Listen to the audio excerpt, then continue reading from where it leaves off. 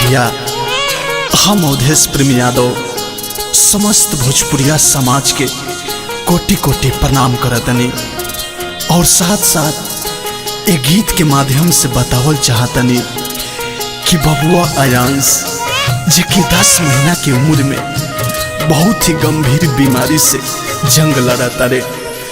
तो आप सबसे हमारे विनती रिक्वेस्ट प्रार्थना बाकी जिकरा से जितना हो सके सहयोग करी और बिहार के लाल आयांश के बचाई। बाबू आयांश के हो गई बहुत भारी रोग जी, चिंता में पड़ल सभे घरवा के लोग जी, करी सहयोग सभे करी सहयोग जी, करी सहयोग सभे करी सहयोग जी।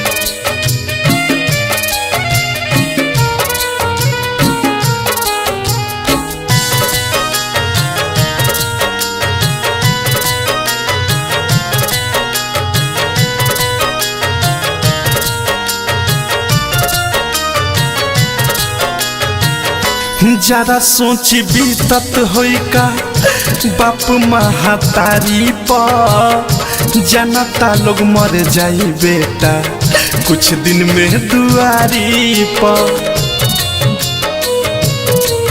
हो जरा सोच बीतत होई का बाप महतारी पर, जनता लोग मर जाई बेटा कुछ दिन में दुआरी पर।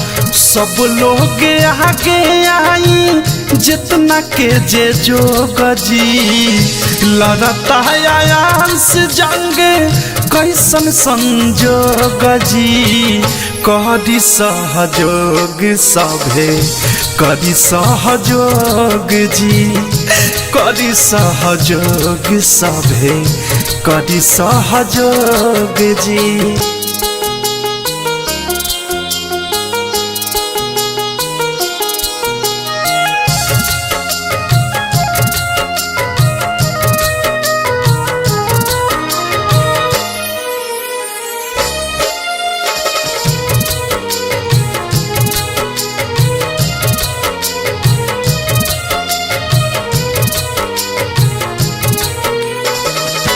जिंदगी बाछी अब तक 16 करोड़ से भर जाता अखिया सोची सोची सबके लोर से।